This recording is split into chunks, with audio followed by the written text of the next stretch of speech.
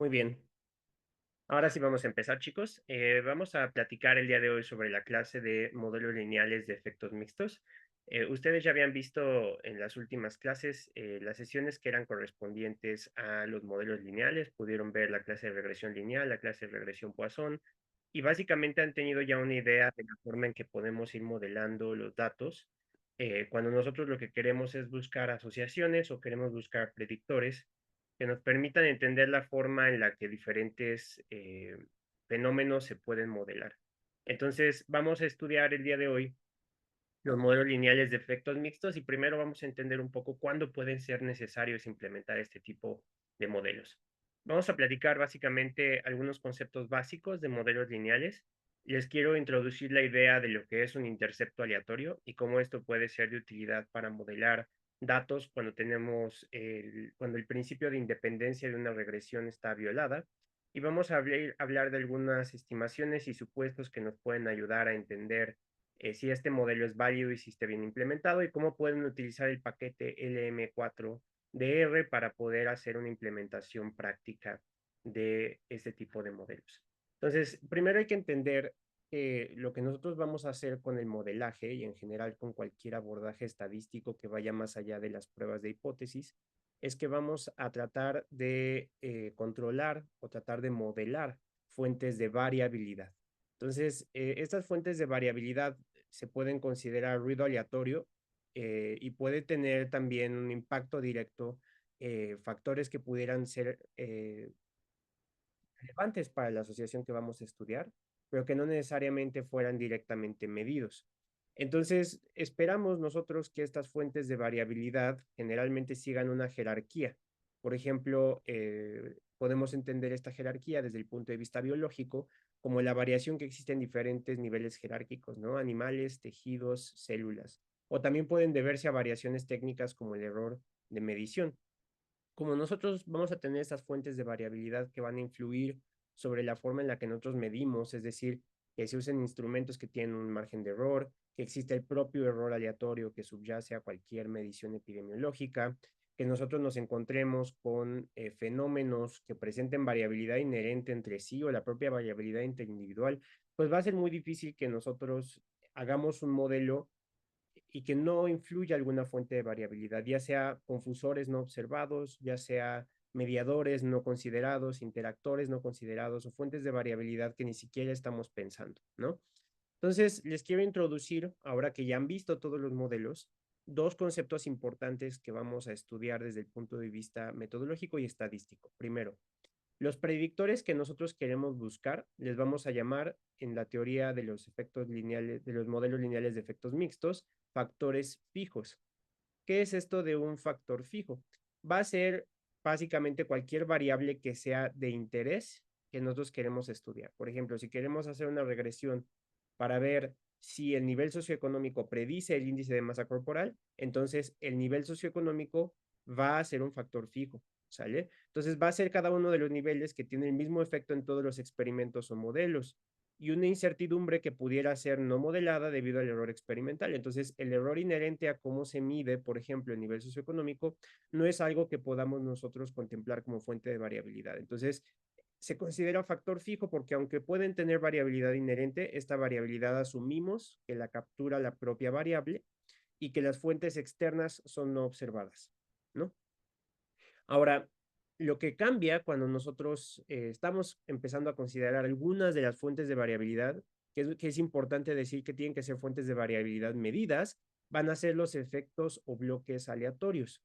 Entonces, básicamente nosotros vamos a tener un efecto aleatorio cuando nosotros tenemos dos condiciones. La primera, puede ser que tengamos solamente un subconjunto de todos los posibles niveles que tenga una variable categórica, ¿no? Entonces, imagínense que tenemos nivel socioeconómico, pero no sabemos si logramos muestrear nivel muy bajo, bajo, moderado, medio, alto y muy alto, ¿no? A lo mejor solo tenemos algunos de nivel bajo, algunos de nivel medio, algunos de nivel alto. Entonces, cuando nosotros identificamos esto, pues sabemos que no vamos a capturar totalmente el espectro del nivel socioeconómico. Y si hiciéramos otro estudio, tampoco lo capturaríamos igual. Entonces, incluir nivel socioeconómico en este caso como un factor fijo puede llevar a errores de inferencia, ¿no? Entonces, contemplar que solamente tenemos una cierta muestra de algunos factores aleatorios nos puede ayudar a contemplar. Por ejemplo, aquí tenemos un ejemplo de un factor fijo, donde tenemos tres categorías, son tres grupos, a cada grupo experimental se le dio diferente tratamiento. No tenemos duda de que nos falte algún grupo, porque básicamente tenemos solamente tres grupos y no hay más. Entonces se puede considerar un factor fijo. ¿Qué pasa cuando tenemos factores aleatorios o efectos aleatorios? Pues por ejemplo, vean que aquí tenemos B1, B2, B3. En nuestro segundo experimento tenemos B4, B5, B6. En el siguiente tenemos B7, B8 y B9. Es decir, nunca fue el mismo grupo en diferentes repeticiones. Aquí tuvimos tres repeticiones con exactamente los mismos grupos. Aquí tres repeticiones y en cada grupo tuvimos diferentes subgrupos. ¿Qué quiere decir? Que nunca tuvimos el mismo grupo repetido en diferentes modelos, tuvimos un subconjunto. Esto nosotros vamos a considerarlo una fuente de variabilidad, porque no estamos teniendo replicaciones. Entonces, esta fuente de variabilidad va a ser lo que le vamos a llamar un efecto aleatorio. Este efecto aleatorio va a tener una propia distribución, es decir, la propia diferencia entre cada uno de esos grupos va a tener una distribución que tenemos que considerar, ¿no? Ahora, también a veces en los datos nos vamos a encontrar que existen subgrupos, ¿no?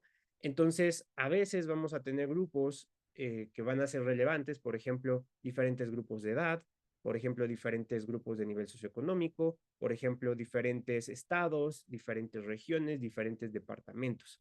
Entonces, va a haber ocasiones donde incluir estos grupos pues puede que carezca de sentido porque no nos interesa considerar esa variabilidad entre esos subgrupos, asumimos que son aproximadamente homogéneos y con eso nos quedamos.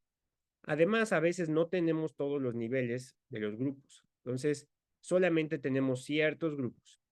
Entonces, si nosotros sí queremos contemplar este efecto que pueden tener los grupos sobre el modelo, pero al mismo tiempo no queremos cometer el error de decir, híjole, sí incluimos todos los grupos, sí están bien valorados o los grupos tienen relevancia, entonces en lugar de incluirlo como un predictor en el modelo, los podemos incluir como un efecto aleatorio.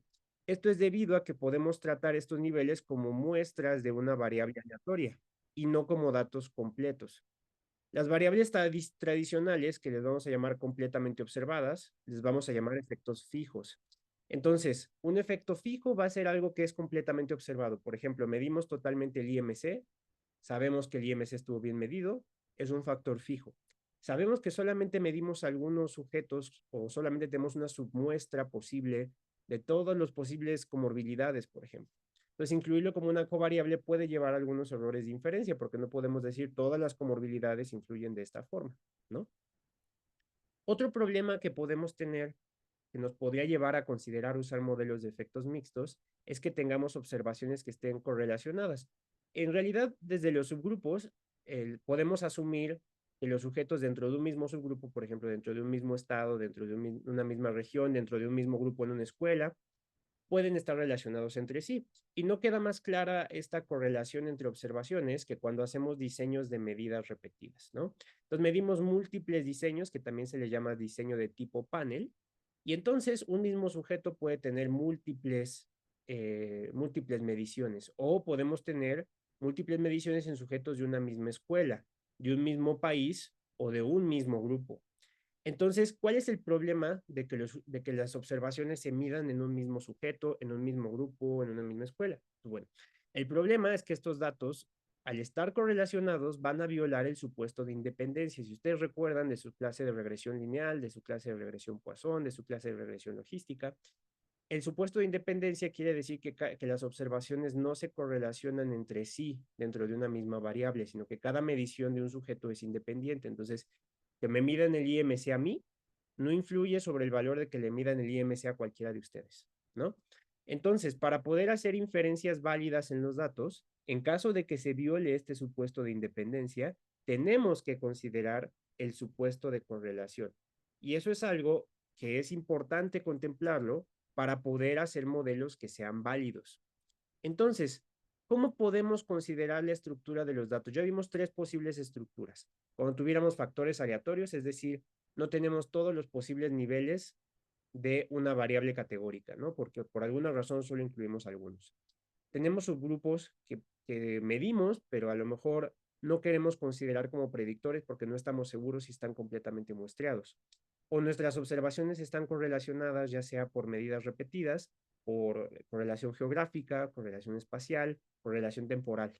Entonces, nosotros tenemos que modelar la estructura de los datos.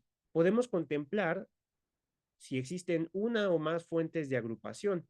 Si esta agrupación es jerárquica, entonces los modelos que vamos a incluir se van a llamar modelos jerárquicos. Los modelos mixtos pueden ser modelos jerárquicos. Ahora, la diferencia cuando le llamamos jerárquico es que los grupos van a estar anidados dentro de otros grupos. Por ejemplo, pruebas de aptitud escolar aplicadas varias veces a los estudiantes, es decir, tenemos observaciones repetidas, anidadas dentro de los estudiantes anidados dentro de las escuelas y las escuelas anidadas dentro de los distritos. Entonces ahí tenemos varias fuentes de variabilidad. Por un lado, un mismo sujeto medido múltiples veces, ¿no? Ese es el primer nivel de jerarquía. Luego, cada uno de esos estudiantes está en un grupo. Los estudiantes del mismo grupo van a estar correlacionados. Entonces, ese es el segundo nivel de jerarquía. Después, vamos a tener escuelas anidadas dentro de distritos. Entonces tenemos tres niveles de jerarquía. Entonces, tres agrupaciones, tres niveles de jerarquía y por lo tanto, modelos que se pueden considerar anidados. A estos modelos anidados les vamos a llamar modelos jerárquicos, ¿sale? A veces vamos a tener datos correlacionados, pero sin estructura de anidación. Por ejemplo, un experimento del tiempo de reacción en el que los participantes realizan un conjunto de tareas.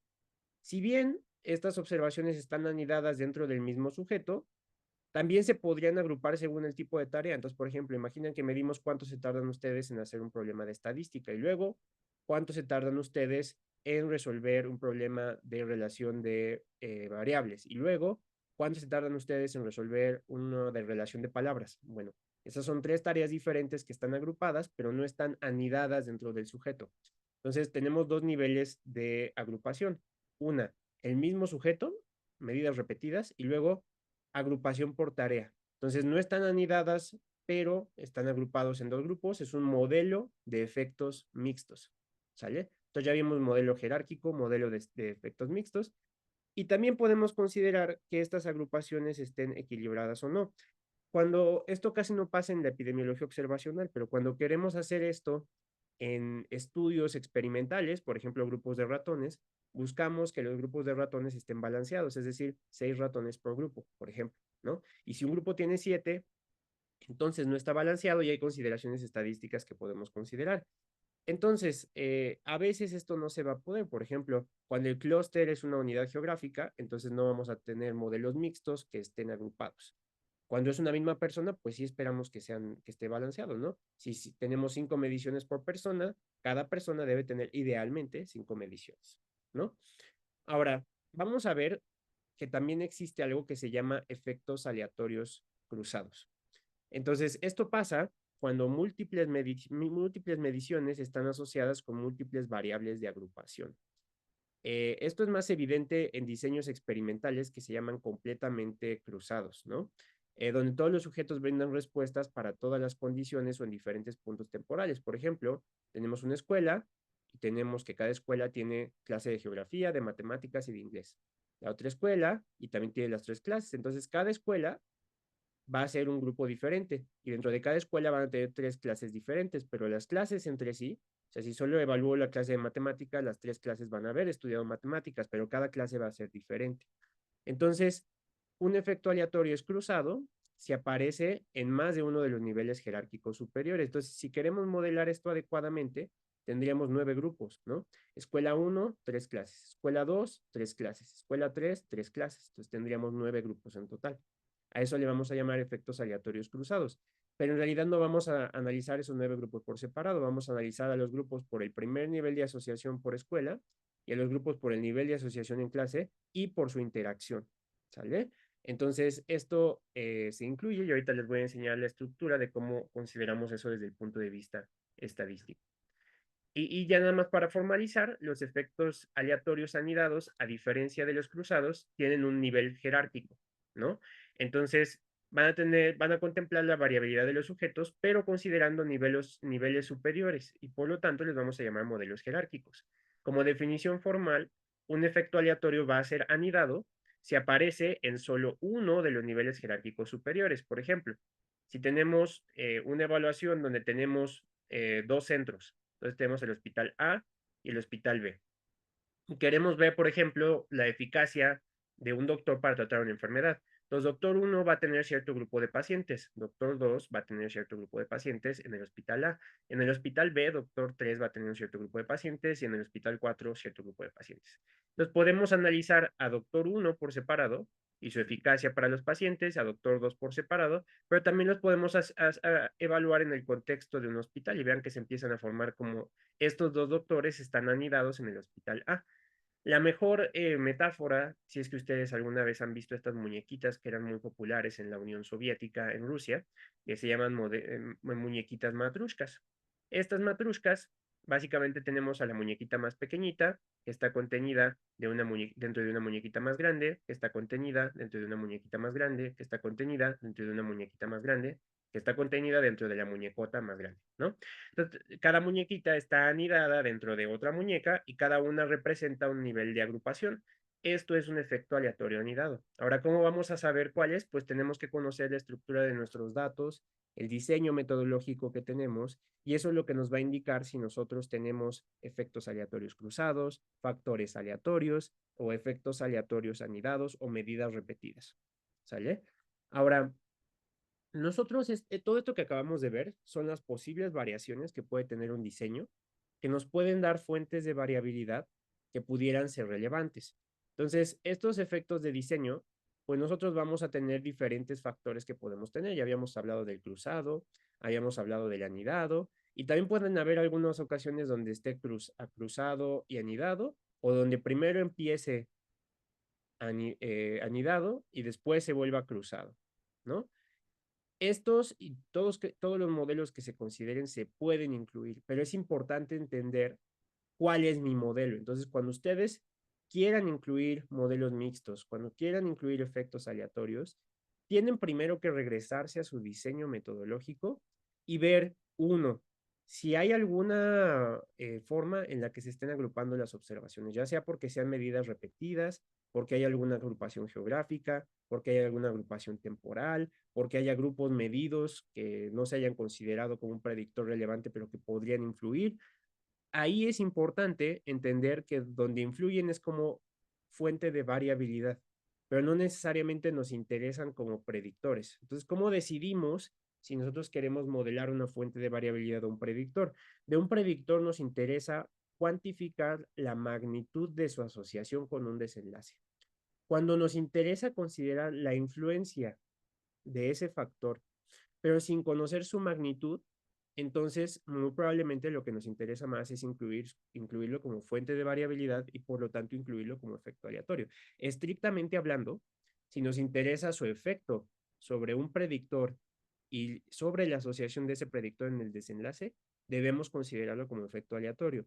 Si nos interesa como un predictor individual ese grupo, entonces lo incluimos como un factor fijo.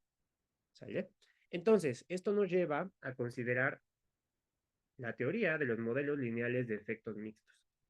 Modelo multinivel, modelo jerárquico es exactamente lo mismo que un modelo de efectos mixtos, ¿sale? No tiene mayor ciencia, ambos funcionan de la misma forma. Perdón, denme un segundito, voy a pausar tantito la plática. Listo, una disculpa.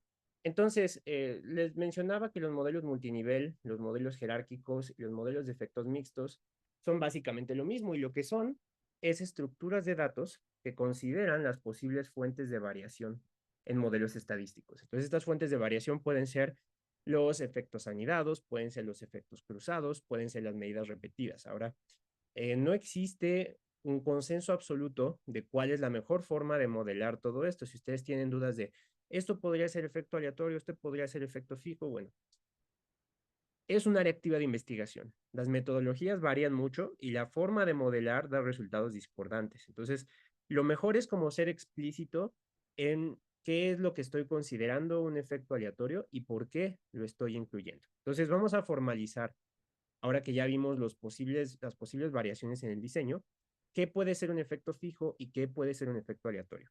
Entonces, ¿qué puede ser un efecto fijo? Un efecto fijo pueden ser variables que esperamos que tengan un efecto sobre la variable dependiente o variable respuesta. Entonces, esto es lo que hasta ahorita le han llamado predictor o covariable, ¿no? Y lo que vamos a obtener a partir de un efecto fijo en un modelo de efectos mixtos va a ser coeficientes beta, ¿no? Estos coeficientes beta que van a derivarse de un variable de regresión se va a dar sobre variables que son conocidas y que son completamente observadas. Muy importante esto de completamente observadas. Recuerden que si no tenemos todos los posibles factores de una variable categórica, entonces no la podemos considerar completamente observada y debemos incluirla como un efecto aleatorio, ¿sale?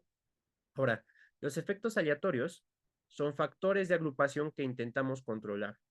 No estamos interesados en su impacto sobre la variable de respuesta, pero sabemos que podrían estar influyendo en los patrones que vemos. Entonces, no nos interesa cuál es el efecto, por ejemplo, de este grupo sobre la variable de respuesta, pero sabemos que podría estar influyendo en cómo se distribuye esa variable de respuesta o en la asociación que tiene esa variable de respuesta con el desenlace.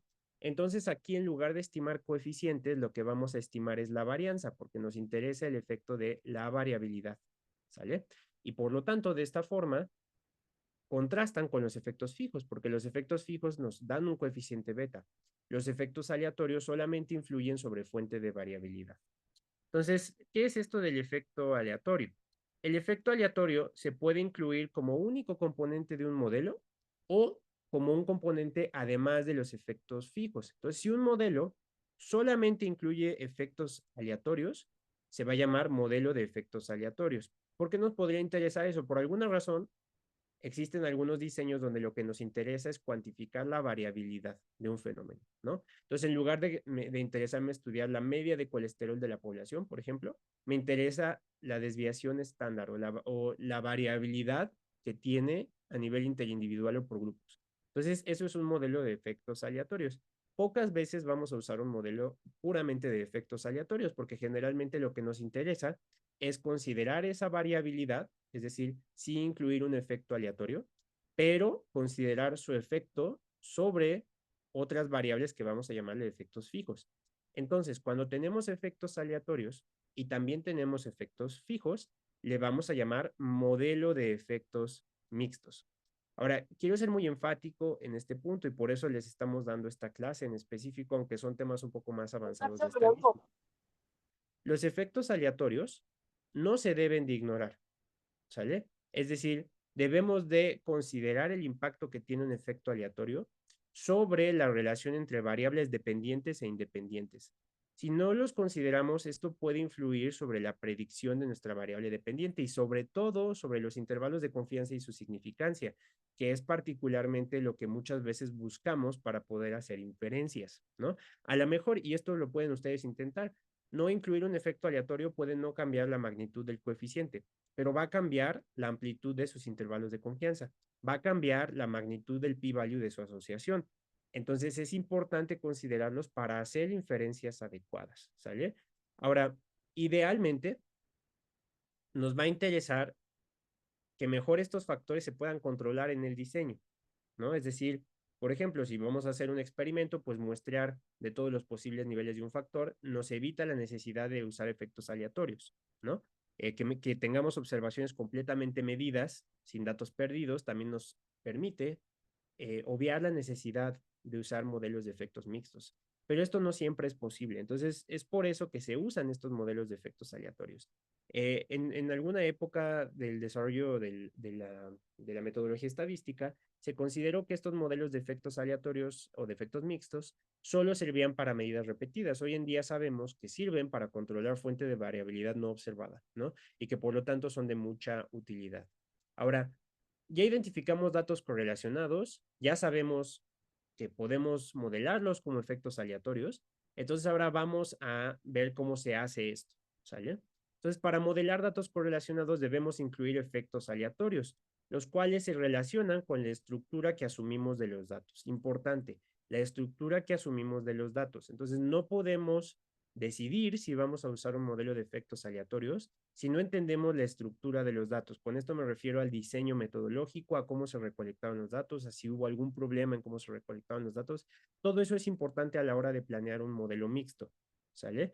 Y diferentes combinaciones de efectos aleatorios consideran diferentes estructuras de correlación de los datos. De ahí la importancia de entender el mecanismo de generación de datos. Si entendemos el mecanismo de generación de datos, modelarlo se va a volver lo más sencillo. Ahora, ¿cuál es el objetivo de un modelo de efectos mixtos? Va a ser estimar los parámetros de efectos fijos, que van a ser los coeficientes beta, y la varianza de los efectos aleatorios. Nos interesa la varianza porque nos indica la estructura de variabilidad o de covariación en el modelo. Es decir, no vamos a obtener una estimación específica de qué tanto influye el efecto aleatorio sobre la variable respuesta. Lo que vamos a obtener es qué tanto varía nuestra variable respuesta dentro de estos posibles niveles, ¿sale? Pero no va a ser una asociación. El efecto aleatorio no se asocia con el efecto fijo. Solamente vamos a ver qué impacto tiene ese efecto aleatorio sobre la distribución del efecto fijo, ¿sale? Entonces, ahora sí vamos a dar la formalización matemática y les voy a explicar la notación para que la entendamos, ¿sale? Entonces, a esto le vamos a llamar un modelo de regresión con intercepto aleatorio. Ahorita solo vamos a ver el intercepto aleatorio, que es básicamente cuando son diferentes grupos, ¿sale? Entonces, esto ya lo habían visto cuando vieron la clase de regresión lineal. Vieron que Y y J es nuestra variable respuesta, ¿sale?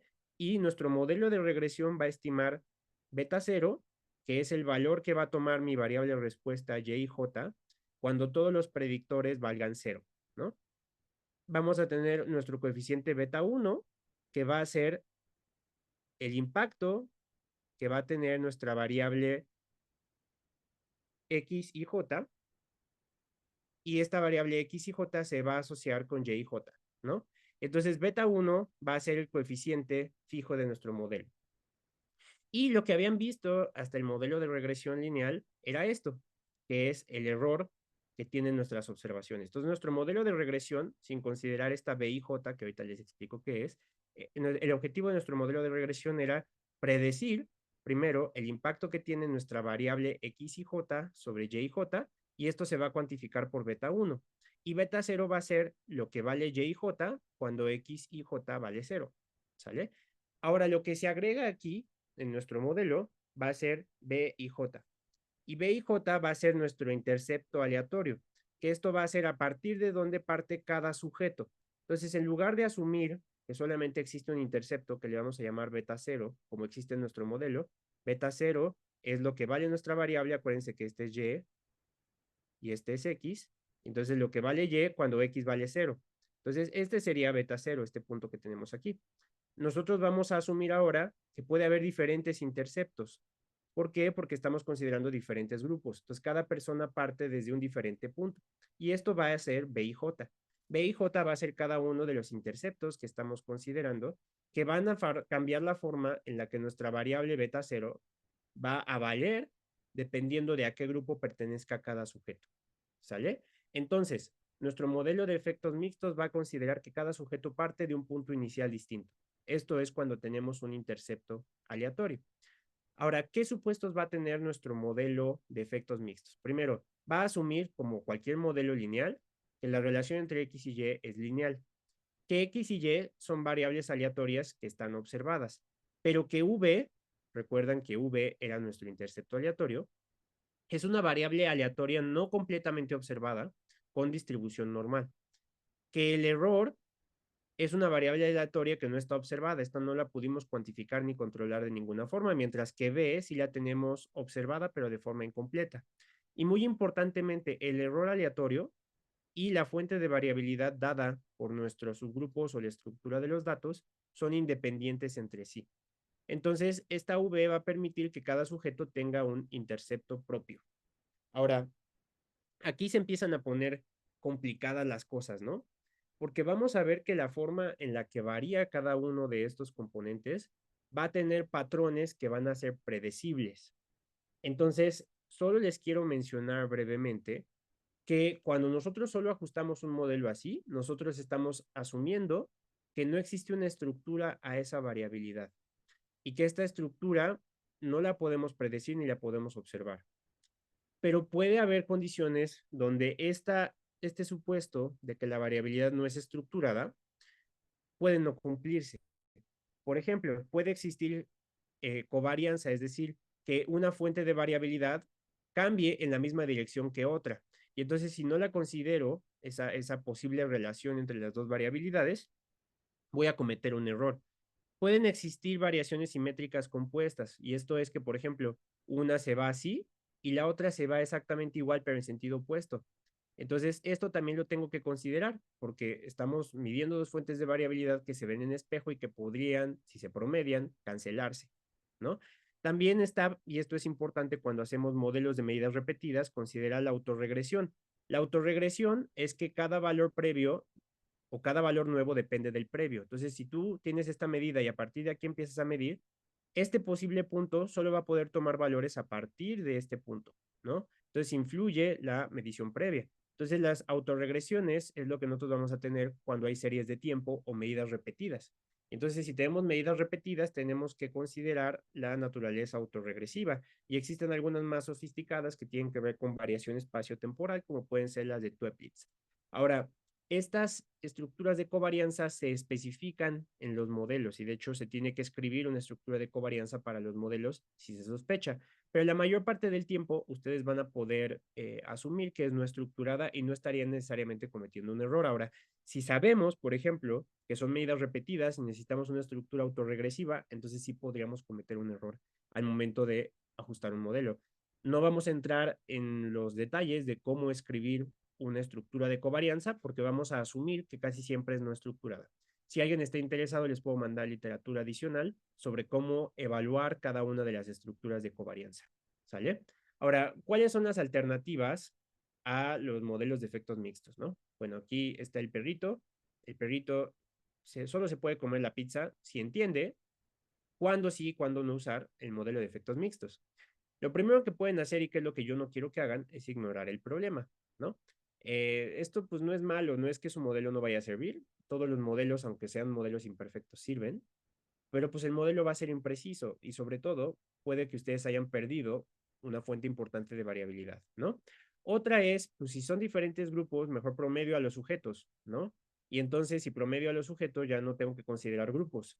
El problema es que esto no usa los datos de forma eficiente y perdemos variabilidad de los datos y no podemos considerar cosas que no hayan sido observadas. Entonces, en realidad ninguna de las alternativas a no usar modelos de efectos mixtos es buena. Lo que debemos es usarlos, ¿no? Y por eso el perrito solo recibe pizza si implica modelos de efectos mixtos cuando se deban de utilizar. Entonces, estos son los modelos de efectos mixtos que podemos hacer. Yo les había enseñado el del intercepto aleatorio y así es como se ve visualmente. Un modelo simple solo va a tener, como les decía, un beta cero, que el beta cero estaría aquí, ¿no? En este punto de cruce. Pero un modelo de efectos mixtos, vean que aquí tenemos un grupo que es el rojo, aquí tenemos otro grupo que es el gris, y aquí tenemos otro grupo que es el verde, y cada uno tienen direcciones en la misma magnitud, por eso les decía el coeficiente beta no necesariamente cambia, es un beta constante, pero lo que cambia es el intercepto.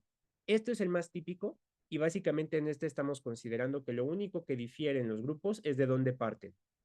Pero vamos a ver que va a existir cierta condición y aquí es importante que lo conceptualicemos desde el punto de vista teórico, que no solamente varíe de dónde parten, a lo mejor todos parten del mismo punto, pero lo que cambia es cómo responden.